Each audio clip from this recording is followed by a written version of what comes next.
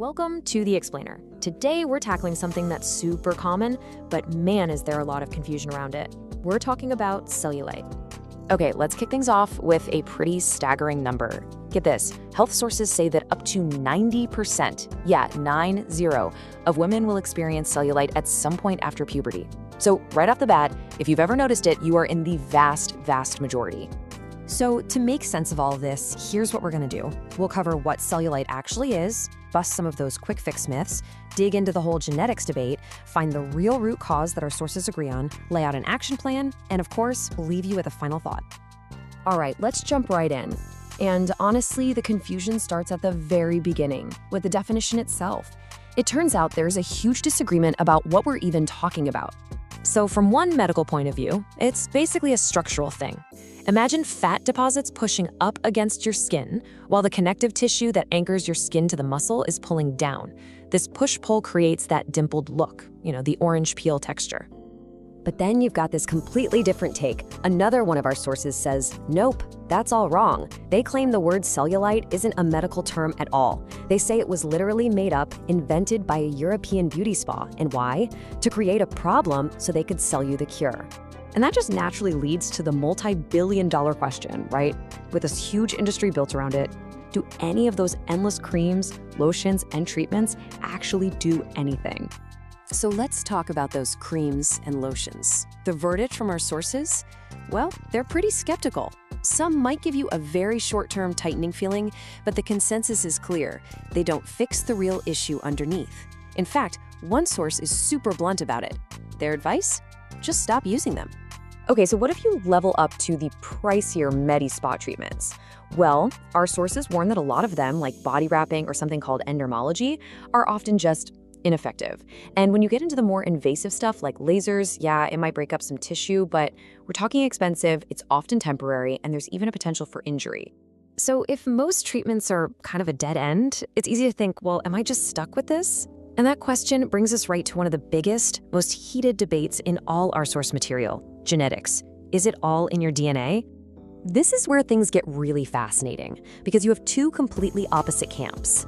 In one corner, you have the view that yes, it's genetic. Your genes influence your metabolism, where your body stores fat, all things that can make you more likely to have cellulite. But in the other corner, a source calls that a ridiculous myth. They argue it's got zero to do with your DNA and everything to do with the condition of your muscles.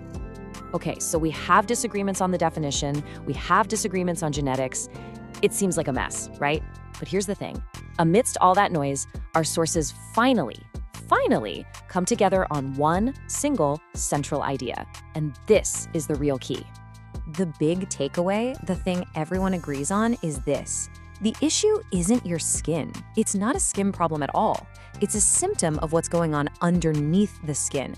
It all comes down to the muscle structure. And we're not just talking about any muscles. We're talking specifically about the more than 90, that's 90 plus, individual muscles in the female lower body. Think legs, butt, hips, and thighs. That's the zone where all of this is really happening. So here's the theory in a nutshell. When those deep muscle fibers get weak or soft, the technical term is atrophied. They can't act as a strong, smooth foundation anymore. It's kind of like having a weak frame under a mattress. It sags and gets lumpy. Same idea here. The weak muscles can't properly support the skin and fat on top, and that's what creates the dimpled look.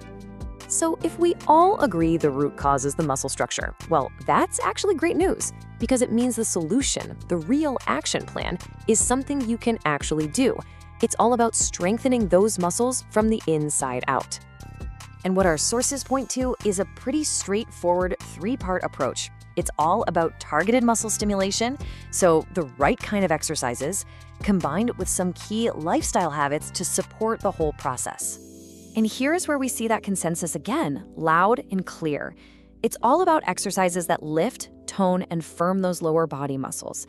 We're talking about the classics for a reason: squats, lunges, glute bridges. They also mention using things like resistance bands for more targeted moves. This, they say, is the most direct way to rebuild that strong foundation. But, exercise isn't the whole story, right? It's just one piece of the puzzle. Our sources agree that to get the best results, you've got to support those workouts with smart lifestyle choices. Things like eating a balanced diet, staying super hydrated, which is huge for your skin's elasticity, and just generally maintaining a healthy weight. All right, let's bring it all home with our final thought. Because after digging through all the science, the myths, and the marketing, it really feels like your perspective on this is everything.